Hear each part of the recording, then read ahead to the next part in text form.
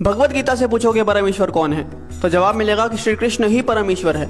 और वहाँ आपको संत सूरदास जी, मीराबाई जैसे महान संत मिलेंगे जिन्होंने कृष्ण भक्ति में उस परम तत्व को प्राप्त कर लिया। आप शिव पुराण से पूछोगे कि परमेश्वर कौन है, तो जवाब मिलेगा कि शिव ही परम तत्व है। और वहाँ आपको ऋषि मार्कंडेय जैसे महान ऋषि योगी ज्ञानी मिलेंगे जो कि परम शिव भक्त हैं। कुरान कहती है कि खुदा सबसे बड़ा है। और वहाँ आपको फरीद जी जैसे महान सूफी संत मिलेंगे जिन्होंने अल्लाह अल्लाह की धुन से उस परम तत्व को प्राप्त कर लिया। और गुरबानी भी आपको एक ओंकार का उपदेश देती है। तो सवाल है कि इनमें से सही कौन है और गलत कौन है, और जवाब है कि इनमें से सही तो सारे हैं, लेकिन गलत वो इंसान है जो इनमें से किसी एक पथ पे चलते हुए बाकियों का अनादर करता है, अपमान करता है। इसीलिए कबीर जी ने कहा था कि कबीरा कुआं एक है, यानी कि वो जो परमात्मा है वो एक विशाल कुएं की तरह है, और पानी भरे अनेक, यानी कि हम और आप अलग अलग नामों से, अलग अलग स्वरूपों से उस भगवान को पुकारते हैं। लेकिन आगे कबीर जी कहते हैं कि भांडे ही में भेद है और पानी सब में एक। मतलब जो भांडा है यानी कि हम, भेद तो यहाँ पे है, क्योंकि आप इंसान को तो अलग कर सकते हो लेकिन भगवान को कभी बांटा नहीं जा सकता। अब प्याला चाहे सोने का हो या पीतल का,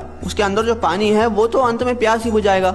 लेकिन अगर हम इस बात पे लड़ने लग जाए कि किसका प्याला ज्यादा बेहतर है, तो ना हम पानी पी पाएंगे और ना ही अपनी प्यास बुझा पाएंगे। जैसे दुनिया में हर जगह पे अलग अलग भोजन खाया जाता है, लेकिन हम कभी भी किसी और से जाकर इस बात पे तो नहीं लड़ते कि आप हमारी तरह भोजन क्यों नहीं करते, क्योंकि हमें पता है कि चाहे भोजन अलग अलग है लेकिन उसकी भूख और हमारी भूख एक जैसी है।